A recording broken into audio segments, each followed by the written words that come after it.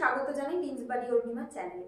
আশা করি সবাই তোমরা ভালো আছো, সুস্থ আছো। আজকে ক্লাস 9 এর চ্যাপ্টার 2 এর জীবন সংগঠনের স্তর, এটার পার্ট 2 নিয়ে আলোচনা হবে। আজকের টপিকের মধ্যে আছে এই যে জৈব যে উপাদান, সেই জৈব উপাদানের মধ্যে এই যে ক্ষুদ্র অণুসমূহ, এগুলো সমস্ত নিয়ে আলোচনা করব।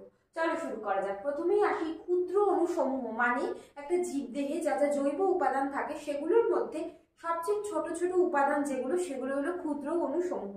যেমন ধরো তোমার গ্লুকোজ দিয়ে তৈরি হয় কার্বোহাইড্রেট, তাহলে এই ক্ষেত্রে গ্লুকোজ হলো তোমার মানে ক্ষুদ্র অণুর মধ্যে পড়ছে। আবার ধরো এই অ্যামাইনো অ্যাসিড যেগুলো দিয়ে তোমার তৈরি হয় প্রোটিন, তাহলে এই অ্যামাইনো অ্যাসিডটাও হলো একরকম ক্ষুদ্র অণু।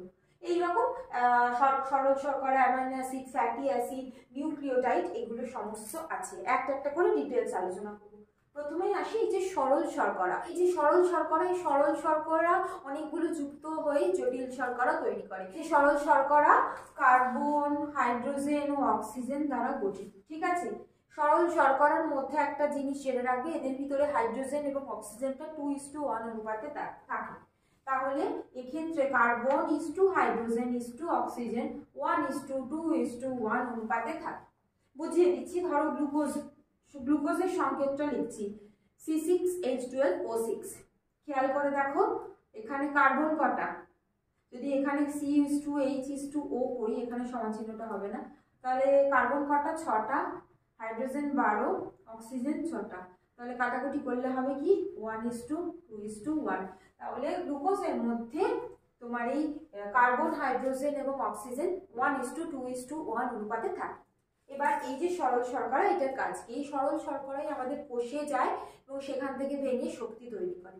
দ্বিতীয় হলো, আমরা যখন অতিরিক্ত পরিমাণ সরল শর্করা খাই সেটা গ্লাইকোজেনে সঞ্চিত হয়ে যায়, মানে গ্লুকোজ গ্লাইকোজেনে সঞ্চিত হয়। সেটা কোথায় কোথায় হয়? আমাদের পেশিতে হয় আর আমাদের যকৃতে হয়, লিভারের মধ্যে হচ্ছে। ঠিক আছে, এবার এই যে সরল শর্করা, এটা আরো একটা গুরুত্বপূর্ণ ভূমিকা হলো এই সরল শর্করা দিয়ে তোমার তৈরি হয় হলো এই যে নিউক্লিওটাইড। দেখো নিউক্লিওটাইডের ভিতরে আমি একটা লিখেছি পেন্টোজ শর্করা, তাহলে শর্করা টার্মটা আছে মানে এর ভিতরেও শর্করা আছে। তাহলে সরল শর্করা নিউক্লিওটাইড তথা আমাদের যে জিন সেটা গঠন করতে সাহায্য করছে। তারপর আসি হলো অ্যামাইনো অ্যাসিড। এই যে অ্যামাইনো অ্যাসিড, এটা কার্বন, হাইড্রোজেন, অক্সিজেন, নাইট্রোজেন দ্বারা গঠিত। যেহেতু প্রোটিন সেজন্য এর ভিতরে নাইট্রোজেন আছে।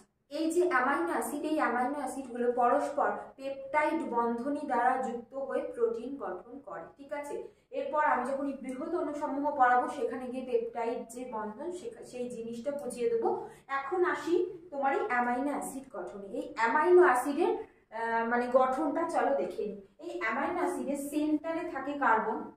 অ্যামাইনো অ্যাসিডের একটাতে COOH গ্রুপটা অবশ্যই থাকবে, যেটাকে বলে কার্বক্সিল বর্গ, এটা অবশ্যই থাকবে। আর একদিকে NH2 অবশ্যই থাকবে। ঠিক আছে, আর কি থাকে? বাকিটা হলো কার্বনের 4টে হাত। এই কার্বনটার ক্ষেত্রে যদি ধরি, এদিকে একটা হাত, এদিকে একটা হাত হলো, মানে 2টো হাত হলো, তাহলে এই একটা আর একটা দিয়ে আর। এবার এই আর যেটা লিখেছি, আর হলো সাইড চেন বা পার্শ্ব শৃঙ্খল। আর হলো কি? পার্শ্ব শৃঙ্খল। ঠিক আছে, এইটা কি কি হতে পারে? আর অনেক কিছু হতে পারে, CH3 হতে পারে, C2H5 হতে পারে, এরকম অনেক কিছু হতে পারে, সেই জন্য এটাকে আর হিসাবে দেখিয়েছে, আর মানে সাইড চেন। এবার তাহলে অ্যামাইনো অ্যাসিডের মধ্যে কি কি অবশ্যই থাকছে? একটা কার্বক্সিল বর্গ রয়েছে, তার সাথে একটা অ্যামাইনো বর্গ রয়েছে। এই দুটো অবশ্যই ভাবে একটা তোমার এই অ্যামাইনো অ্যাসিডের মধ্যে থাকবে। এবার আমরা যে অ্যামাইনো অ্যাসিড জানি, অ্যামাইনো অ্যাসিড বিভিন্ন রকমের হতে পারে। এই যে অ্যামাইনো অ্যাসিড, এটা ভিন্ন ভিন্ন প্রকারের হয় এই পার্শ্ব শৃঙ্খলের উপর ভিত্তি করে। পার্শ্ব শৃঙ্খল যখন আলাদা আলাদা হয় তখন এই অ্যামাইনো অ্যাসিডের গঠনটা ভিন্ন ভিন্ন হয়ে যাচ্ছে। তাহলে এই অ্যামাইনো অ্যাসিডের কাজ কি? এই অ্যামাইনো অ্যাসিডের প্রধান কাজ হলো প্রোটিন তৈরি করা। তাহলে এই যে অ্যামাইনো অ্যাসিড, এটা থেকে কি তৈরি হয়? প্রোটিন তৈরি হয়। এই যে অ্যামাইনো অ্যাসিড থেকে কিন্তু উৎসেচকও তৈরি হয়, মানে আমরা যে খাদ্য খাচ্ছি সেইটাকে হজম করাবার জন্য লাগে উৎসেচক, তাহলে সেই উৎসেচকও অনেক সময় প্রোটিন দ্বারা গঠিত হয়। তাহলে ভেবে দেখো, যখন প্রোটিনকে হজম করার জন্য যে উৎসেচক লাগছে সেটাও হয়তো প্রোটিন ধর্মী। বুঝতে পেরেছো? সেই জন্য শরীরে প্রোটিনের অভাব হলে কিন্তু খাদ্য হজমও ভালোভাবে হতে চায় না। তারপর আসি হলো আরও একরকম তোমার এই অ্যামাইনো অ্যাসিড হয়, যেটা হলো টাইরোসিন। এই টাইরোসিন থেকে অনেক কিছু তৈরি হয় আমাদের শরীরে। এই যে টাইরোসিন, এটা থেকে তৈরি হয় হলো মেলানিন, যেটা আমাদের স্কিনের যে রং সেটাকে দেখায়, ঠিক আছে। তাহলে তুমি বলতে পারো যে এখানে আমি বেশি বেশি মানে প্রোটিন খাবার খেলে মেলানিন সিনথেসিস বেড়ে যাবে বা কমে যাবে, এরকম ব্যাপার নয়। এই যে টাইরোসিন, এটা একরকম হলো প্রোটিন। এই প্রোটিনটা মেলানিন সিনথেসিসকে নির্ভর, মানে কি বলবো, টাইরোসিন থেকেই মেলানিন তৈরি হচ্ছে। এবার এই যে টাইরোসিন আমাদের শরীরে কতটা তৈরি হবে সেটা আসছে আমাদের জিন থেকে, যে জিনটা আমাদের এই যে স্কিন কালারকে দেখাচ্ছে। তাহলে আমাদের যে জিন, সে জিন তো এসে ডাইরেক্ট কাজ করে না, জিন তৈরি করে প্রোটিনকে, প্রোটিন এসে কাজ করে হলো আমাদের শরীরে। এরপর এই যে টাইরোসিন যে অ্যামাইনো অ্যাসিড, এটা থেকে আমাদের শরীরে বিভিন্ন হরমোন তৈরি হয়। যেমন ধরো টাইরোসিন থেকে তৈরি হয় হলো থাইরক্সিন। এই টাইরোসিন মানে টাইরোসিন প্রোটিন থেকেই তৈরি হয় হলো আমাদের যে অ্যাড্রেনালিন যে হরমোন, সেটাও তৈরি হচ্ছে, ঠিক আছে। তাহলে এইগুলো প্রোটিনের ক্ষেত্রে কিন্তু এই যে হরমোন উৎসেচকের, মানে প্রোটিনের হরমোন উৎসেচকের উপর একটা গুরুত্বপূর্ণ ভূমিকা রয়েছে। এছাড়া আমাদের শরীরে আরও একরকম ভিটামিন রয়েছে, যেটা হলো ট্রিপ্টোফ্যান। এই ট্রিপ্টোফ্যান থেকে আমাদের শরীরে ভিটামিন নিকোটিনামাইড তৈরি হয়। এছাড়া উদ্ভিদ দেহে এই যে ট্রিপ্টোফ্যান থেকে তৈরি হয় হলো তোমার ইন্ডোল অ্যাসিটিক অ্যাসিড, ঠিক আছে। এই হরমোনগুলো তৈরি হচ্ছে। তাহলে প্রোটিন কিন্তু আমাদের শরীরে, জীবদেহের শরীরে বিভিন্ন ভাবে কাজ করছে।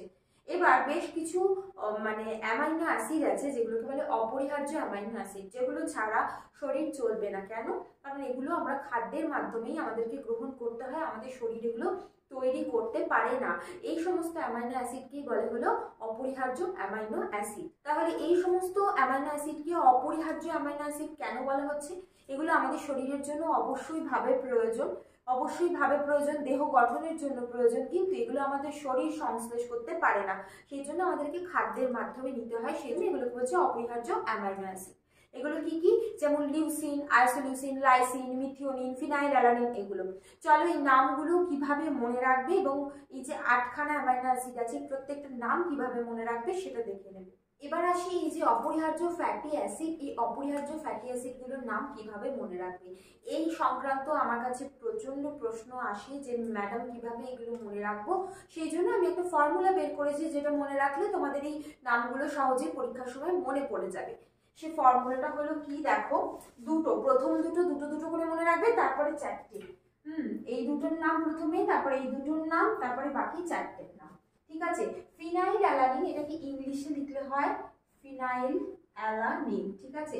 সেজন্য এটাকে আমি ছোট করে, যেহেতু পি দিয়ে শুরু হচ্ছে তাই পি দিয়ে বুঝিয়েছি। ট্রিপ্টোফ্যান,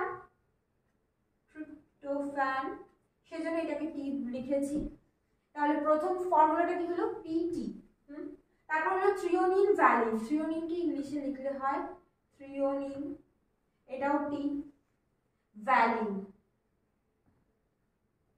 ভি, তাহলে কিভাবে মনে রাখবে? PT, TV. তারপর হলো মিথিওনিন, মিথিওনিন, তাহলে এটা এম দিয়ে শুরু। আইসোলিউসিন, আই দিয়ে শুরু, আইসোলিউসিন। তারপর হলো লিউসিন, আইসোলিউসিন নামটা মনে রাখলে লিউসিন পারবে। তাহলে এটা হলো এল, লিউসিন। তারপর হলো লাইসিন।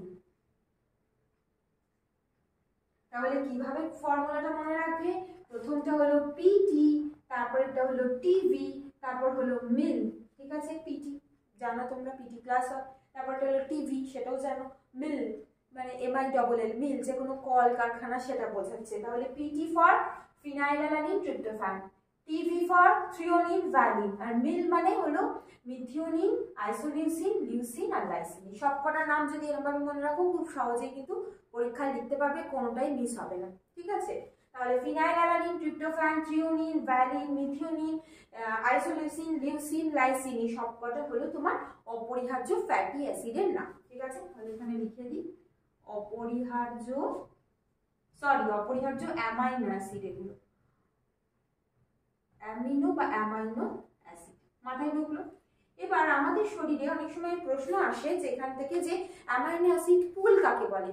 দেখো, আমরা খাদ্যের মাধ্যমে যে অ্যামাইনো অ্যাসিড নিচ্ছি এবং আমাদের শরীরে দেহ থেকে যে অ্যামাইনো অ্যাসিড তৈরি হচ্ছে, সেগুলো রক্তে গিয়ে যে অ্যামাইনো অ্যাসিডের ভান্ডার গঠন করে, মানে ব্লাডে আমাদের টোটাল যত রকম অ্যামাইনো অ্যাসিড হচ্ছে সবটাকে একসাথে অ্যামাইনো অ্যাসিড পুল বলে, ঠিক আছে। তাহলে এই অ্যামাইনো অ্যাসিডের কাজ কিন্তু খুব ইম্পর্টেন্ট, কারণ কি থেকে কি তৈরি হয়, যে ট্রিপ্টোফ্যান থেকে কি কি তৈরি হয়, টাইরোসিন থেকে কি কি তৈরি হয়, এগুলোতে প্রশ্ন আসে। এই যে ফ্যাটি অ্যাসিড, এই ফ্যাটি অ্যাসিড কি, এটা হলো একটা রকম সরল হাইড্রোকার্বন। হাইড্রোকার্বনের একটা মানে হাইড্রোকার্বন শৃঙ্খলযুক্ত একটা জৈব অম্ল বা জৈব অ্যাসিড, যেটা তোমার ফ্যাটের আদ্র বিশ্লেষণের ফলে তৈরি হয়। ফ্যাটকে যদি আদ্র বিশ্লেষিত করা হয় সেখান থেকে ফ্যাটি অ্যাসিড পায়। যেমন ধরো উদাহরণ দিচ্ছি, বিউটাইলিক অ্যাসিড। বিউটাইলিক অ্যাসিড এটা কিরকম দেখতে জানো, এরকম এরকম, এখানে ডবল বন্ড ও আর OH। এই ক্ষেত্রে কার্বন কটা আছে, কার্বন 1 2 3 4, C4H8O2 O2, ঠিক আছে। এটা হলো বিউটাইলিক অ্যাসিড। একইভাবে হলো ক্যাপ্রোইক অ্যাসিড, এগুলো সব ফ্যাটি অ্যাসিডের নাম। ক্যাপ্রোইক অ্যাসিড এটা কিরকম দেখতে, এরকম এরকম এরকম, এখানে একটা OH থাকবে আর তার আগে ডবল বন্ড O থাকবে, ঠিক আছে। তাহলে কার্বন কটা, 1 2 3 4 5, এখানে একটা 6, তাহলে C6। প্রত্যেকটার সাথে দুটো করে হাইড্রোজেন আছে, মানে O12 H12 আর O হলো দুটো, বুঝতে পেরেছো। তাহলে এই যে ফ্যাটি অ্যাসিডগুলোর গঠনের শেষে কি থাকছে, তার মানে এই জিনিসটা যদি লিখি শেষে থাকছে COOH, সেই জন্য এটাকে বলছে হলো জৈব অম্ল। COOH মানে কার্বক্সিল গ্রুপ থাকে, যেটা আমি আগের পর্বে পড়েছিলাম, যে কোনো কিছুতেই যদি কার্বক্সিল গ্রুপ থাকে সেটা কি জৈব অ্যাসিড, সেই জন্য এটাকে বলছে জৈব অম্ল বা জৈব অ্যাসিড, ঠিক আছে। এবার এই যে ফ্যাটি অ্যাসিড, এটা দুই প্রকার হয়ে থাকে, একটা হলো সম্পৃক্ত ফ্যাটি অ্যাসিড আর একটা হলো অসম্পৃক্ত ফ্যাটি অ্যাসিড। এবার সম্পৃক্ত ফ্যাটি অ্যাসিড মানে কি, সম্পৃক্ত মানে হলো স্যাচুরেটেড। এক্ষেত্রে যে ফ্যাটি অ্যাসিডগুলো থাকে, মানে সম্পৃক্ত ফ্যাটি অ্যাসিডের আন্ডারে যারা পড়ে, তাদের মধ্যে কোনো রকম কার্বন কার্বনে কোনো রকম ডাবল বন্ড বা ট্রিপল বন্ড নেই, মানে দ্বিবন্ধনী বা ত্রিবন্ধনী নেই। এই যে কার্বন হাইড্রোজেন শৃঙ্খল, মানে হাইড্রোকার্বন শৃঙ্খল, তো এটা একটা হাইড্রোকার্বন, সেই জন্য আমি এরম ভাবে আঁকছি। এরম ভাবে মানে কি, এখানে একটা কার্বন, এখানে এখানে এখানে এরম ভাবে, ঠিক আছে। এগুলোর সাথে কি আছে, তার মানে এগুলো হলো কার্বন আর হাইড্রোজেন দিয়ে গঠিত। এবার এই সম্পৃক্ত ফ্যাটি অ্যাসিডের ক্ষেত্রে কার্বন হাইড্রোজেন এই যে শৃঙ্খল, এর ভিতরে কোনো দ্বিবন্ধনী বা ত্রিবন্ধনী নেই, সেগুলোকে বলছে হলো সম্পৃক্ত ফ্যাটি অ্যাসিড। এগুলো প্রধানত কি থেকে পাই জানো, যে সমস্ত মানে তেলগুলো ঘরের তাপমাত্রায় জমাট বেঁধে থাকে, যে সমস্ত ফ্যাটগুলো আর কি বলতে পারো, তাদের মধ্যে তো তেলও পড়ে, সেগুলোই হলো তোমার এই সম্পৃক্ত ফ্যাটি অ্যাসিড। যেমন ডালডা জাতীয় বস্তু, সেগুলো কিন্তু রুম টেম্পারেচারও কি থাকে, জমাট বেঁধে থাকে, সেই জন্য সেগুলো সমস্ত সম্পৃক্ত ফ্যাটি অ্যাসিডের আন্ডারে পড়ে। সেই সম্পৃক্ত ফ্যাটি অ্যাসিডে কি বললাম, যে কোনো রকম দ্বিবন্ধনী বা ত্রিবন্ধনী থাকে না এই যে হাইড্রোকার্বন শৃঙ্খলের মধ্যে। হাইড্রোকার্বন শৃঙ্খল মানে কোনো একটা ফ্যাটের গঠনে এই যে গঠন, এটা হলো হাইড্রোকার্বন, এই যে এখান থেকে এত দূর হলো হাইড্রোকার্বন। এগুলো বলতে পারো যেগুলো আমি কি এঁকেছি, পাহাড়ের মতো, পাহাড় এঁকেছি কি, সেটা নয়, এঁকেছি হলো এগুলো হলো প্রত্যেকটা জয়েন্টে একটা করে কার্বন আছে, ঠিক আছে। প্রত্যেকটা জয়েন্টে একটা করে আছে কি কার্বন। কার্বনগুলোর সাথে যুক্ত আছে হাইড্রোজেন, মানে কার্বন পরস্পর কিরকম ভাবে যুক্ত থাকে, এই কার্বন এই কার্বন। এবার বাকিগুলো রয়েছে কি, তিনটে হাত রয়েছে, সেখানে মানে হাইড্রোজেন, আবার এটার সাথে উপরে নিচে হাইড্রোজেন, এরকম ভাবে শৃঙ্খল। এই শৃঙ্খলটাকে আমরা সোজা ভাবে আঁকার জন্য এরকম ভাবে আঁকি, ঠিক আছে। তাহলে এই যে সমস্ত ফ্যাটি অ্যাসিডের ক্ষেত্রে হাইড্রোকার্বন শৃঙ্খলের মধ্যে কোনো রকম দ্বিবন্ধনী নেই, সেইগুলোই হলো তোমার সম্পৃক্ত ফ্যাটি অ্যাসিড। যেহেতু কোনো দ্বিবন্ধনী বা ত্রিবন্ধনী নেই, এগুলো রুম টেম্পারেচারে কঠিন হয়, মানে এদের গলনাঙ্ক বেশি হয়, ঠিক আছে। তার মানে রুম টেম্পারেচারে এরা কঠিন থাকে। যেমন ধরো এটা এঁকেছি, এটা হলো palmitic acid. Palmitic acid, stearic acid, এগুলো সমস্ত সম্পৃক্ত ফ্যাটি অ্যাসিড। কোথা থেকে পাই, এই যে পামিটিক অ্যাসিড, স্টিয়ারিক অ্যাসিড, এগুলো উদ্ভিদ এবং প্রাণী দুটো থেকেই পায়। যেমন ধরো উদ্ভিদের কোন তেল বা ওই জাতীয় জিনিস যেটা ঘরেতেও টেম্পারেচারে কঠিন থাকে, তোমরা অনেকেই জানো ডালডা। এই ডালডা জাতীয় যে সমস্ত জিনিস, সেগুলো কিন্তু এগুলোর মধ্যে পড়ে। এবার এগুলো আমাদের শরীরের জন্য ভালো না খারাপ। আচ্ছা, তার সাথে এই যে পামিটিক অ্যাসিড, স্টিয়ারিক অ্যাসিড, এগুলো যে চর্বি হয় বিভিন্ন প্রাণীর, ধরো মুরগি, বিশেষ করে রেড মিট যেগুলো, সেই সমস্ত চর্বি থেকেও পাওয়া যায়, সেগুলো রুম টেম্পারেচারে কঠিন থাকে, খেয়াল করে দেখবে অনেকেই হয়তো খেতে পছন্দ করে যে চর্বি দেওয়া ঘুগনি বা এই জাতীয় জিনিসগুলো, চর্বি দেওয়া যে সমস্ত পদগুলো হয় সেই খাবারগুলো কিন্তু যদি একটু ঠান্ডা হয়ে যায় দেখবে চর্বিগুলো মুখে লাগে, মানে কি চর্বিগুলো যে রুম টেম্পারেচারে আসে ওগুলো কিন্তু কঠিন অবস্থায় চলে আসে। তার মানে ওগুলো কিন্তু সবই সম্পৃক্ত ফ্যাটি অ্যাসিড। এবার এই সম্পৃক্ত ফ্যাটি অ্যাসিড আমাদের জন্য ভালো না খারাপ? এই সম্পৃক্ত ফ্যাটি অ্যাসিড আমাদের শরীরের জন্য একদমই ভালো না। কেন? কারণ এগুলো আমাদের শরীরে গিয়ে সহজে ভাঙে না, মানে যখনই কোনো জিনিস আমাদের শরীরে গিয়ে ভাঙবে না সেটা কি হয়ে যাবে, শরীরে ডিপোজিট হবে বা জমা হবে, তখন সেগুলো আমাদের হৃৎপিণ্ড, রক্তবাহ এগুলোর জন্য ক্ষতিকারক। ঠিক যেভাবে প্লাস্টিক পরিবেশের ক্ষতি করছে, কারণ প্লাস্টিক ডিগ্রেড হয় না, মানে নষ্ট হচ্ছে না, বায়োডিগ্রেডেবল নয়, সেই জন্য যেমন হচ্ছে, ঠিক তেমনি এই চর্বিগুলো আমাদের শরীরের জন্য খুব ক্ষতিকারক। সেই জন্য ডালডা বা এই চর্বি জাতীয় খাবার খেতে বারণ করা হয়, যতটা সম্ভব এড়িয়ে যাওয়া যায় সেটাই আমাদের জন্য ভালো।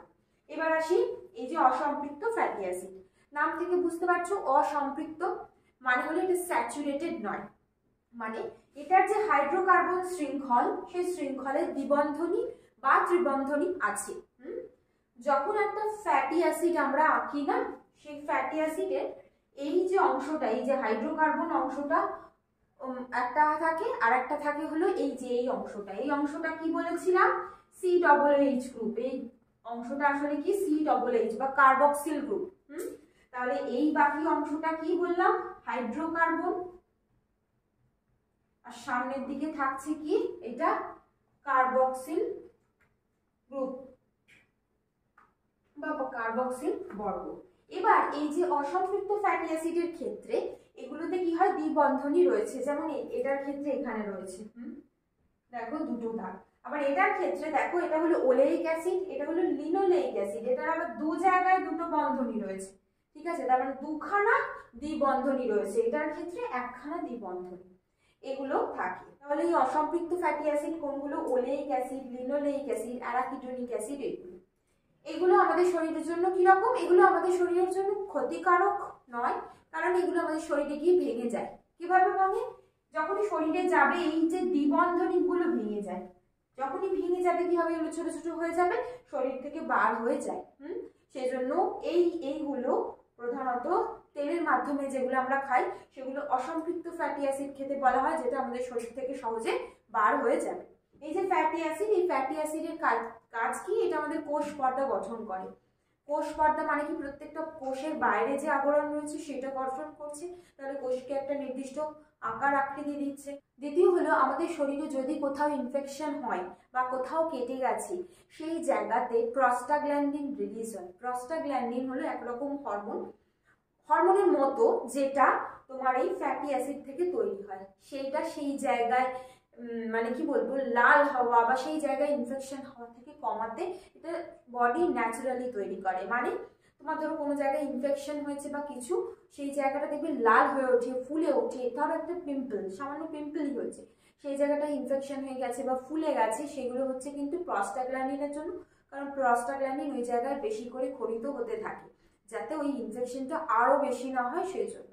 তাহলে প্রস্টাগ্ল্যান্ডিনও আমাদের শরীরে ক্ষরণ করে এই ফ্যাটি অ্যাসিড। তাছাড়া আমাদের শরীরে যে শক্তির উৎস হিসাবে কাজ করে, বিশেষ করে শীত প্রধান দেশে যে সমস্ত মানুষরা থাকেন তাদের শরীরে শক্তির উৎস হিসাবে এই ফ্যাটি অ্যাসিড কাজ করছে। নেক্সট আসি হলো নিউক্লিওটাইড।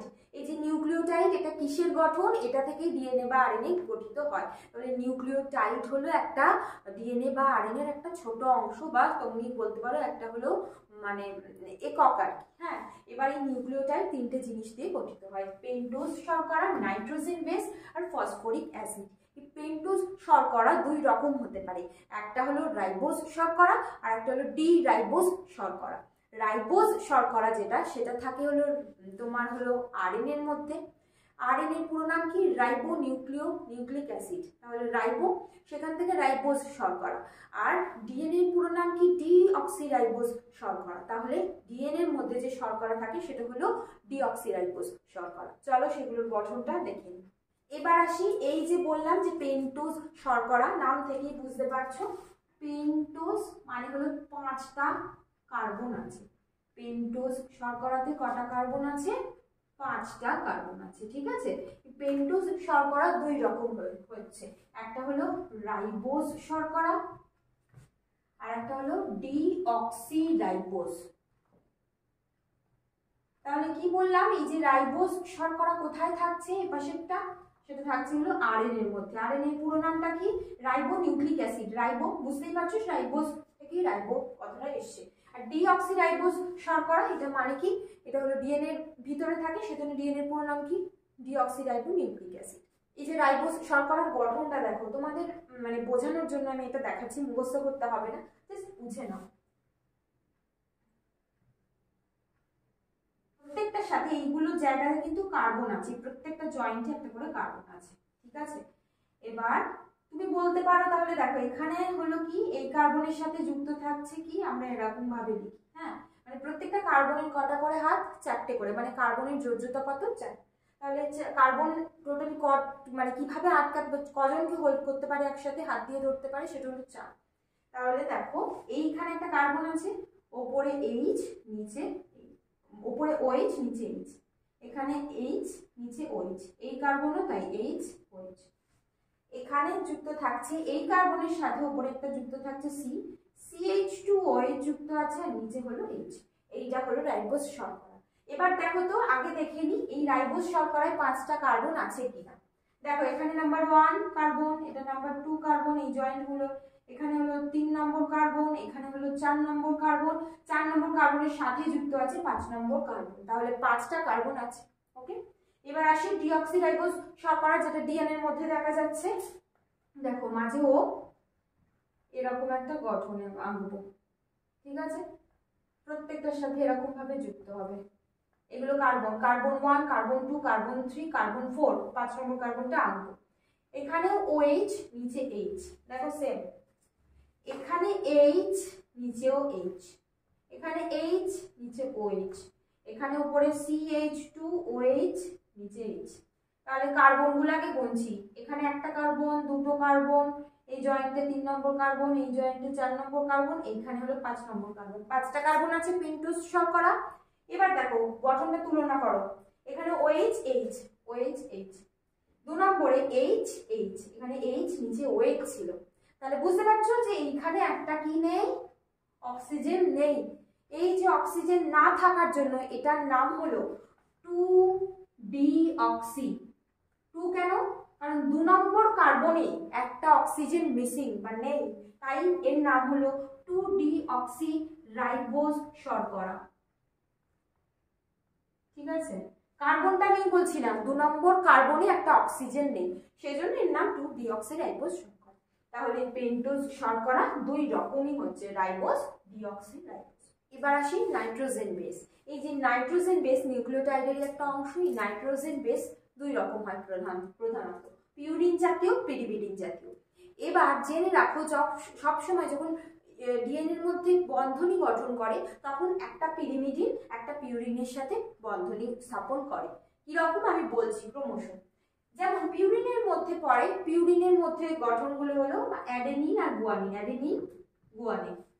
আর পিরিমিডিনের মধ্যে আছে সাইটোসিন, থাইমিন, ইউরাসিল, ঠিক আছে। এবার ডিএনএ এর ভিতরে কি করে, ডিএনএ এর মধ্যে কি গঠন করে, এই যে অ্যাডেনিন, অ্যাডেনিন বন্ধনী স্থাপন করে টি এর সাথে, মানে অ্যাডেনিন থাইমিনের সাথে দ্বিবন্ধনী গঠন করে। আবার গুয়ানিন সাইটোসিনের সাথে ত্রিবন্ধনী গঠন করে। হ্যাঁ, আবার দেখো আরএনএ এর মধ্যে কি হয়, আরএনএ এর ক্ষেত্রে থাইমিনের বদলে থাকছে কি, ইউরাসিল। সেক্ষেত্রে এই যে অ্যাডেনিন দ্বিবন্ধনী গঠে ইউরাসিলের সাথে, গুয়ানিন ত্রিবন্ধনী গঠন করে সাইটোসিনের সাথে, ঠিক আছে। তাহলে ATGC এরকম ভাবে মনে রাখবে, ডিএনএ এর ভিতরে কে কার সাথে গঠন করে, AT মানে অ্যাডেনিন থাইমিনের সাথে, গুয়ানিন সাইটোসিনের সাথে। একটা পিউরিন হলে অবশ্যই অন্যটা কি হবে, পিরিমিডিন। দেখো এটা হলো পিউরিন, তাই টিটা হলো পিরিমিডিন। আবার জিটা হলো পিউরিন, তাই সিটা হলো পিরিমিডিন। আবার আরএনএ এর ক্ষেত্রে দেখো এ হলো পিউরিন, তাই ইউ হলো পিরিমিডিন। মানে একটা পিউরিন বেস সবসময় বন্ধনী স্থাপন করে একটা পিরিমিডিন বেসের সাথে, আর জি ত্রিবন্ধনী গঠন করেছে সি এর সাথে। তারপর থাকছে হলো তোমার ফসফরিক অ্যাসিড। এই ফসফরিক অ্যাসিড কি করছে, এই যে ধরো একটা সিঁড়ির ক্ষেত্রে এই প্রত্যেকটা ধাপ গঠন করে হলো তোমার এই পেন্টোজ শর্করা আর নাইট্রোজেন বেস, এরা মিলে তৈরি করছে। আর এই যে মানে তোমার সিঁড়ির যে হ্যান্ডেল সেইটা গঠন করে হলো তোমার এই ফসফরিক অ্যাসিড। ফসফরিক অ্যাসিড এই সিঁড়ির যে হ্যান্ডেলটা গঠন করছে, আর এই সিঁড়ির মাঝের যে এগুলো গঠন করছে হলো তোমার পেন্টোজ শর্করা আর নাইট্রোজেন বেস, এগুলো মিলে। ঠিক আছে, তাহলে এই তিনজনে মিলে গঠন করছে নিউক্লিওটাইড। এবার জেনে রাখো নিউক্লিওটাইড এটা হলো ডিএনএ বা আরএনএ এর গঠনগত একক, মানে অনেকগুলো নিউক্লিওটাইড যুক্ত হয়ে তবে ডিএনএ বা আরএনএ গঠন করছে।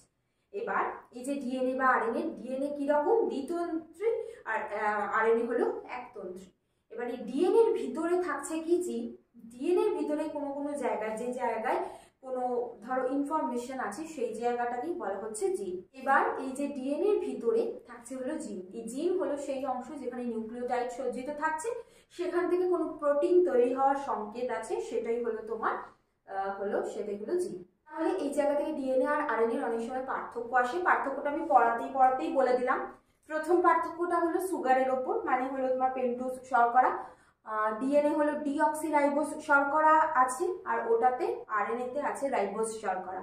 তারপর হলো নাইট্রোজেন বেসের উপর নির্ভর করে যে পার্থক্য, এই ক্ষেত্রে থাকে হলো কি ডিএনএ এর ক্ষেত্রে থাকে কি অ্যাডিনিন, গুয়ানিন, সাইটোসিন, থাইমিন, আর তোমার আরএনএ এর ক্ষেত্রে থাকে কি অ্যাডিনিন, গুয়ানিন, থাইমিনটা থাকে না, সাইটোসিন আর ইউরাসিল।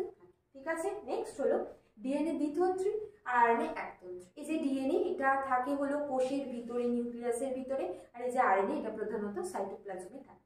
তাহলে এই হলো পার্থক্য। আশা করি তোমরা বুঝতে পেরেছো। পরের পর্বে এই যে বৃহৎ অণুসমূহ এগুলো নিয়ে আলোচনা হবে।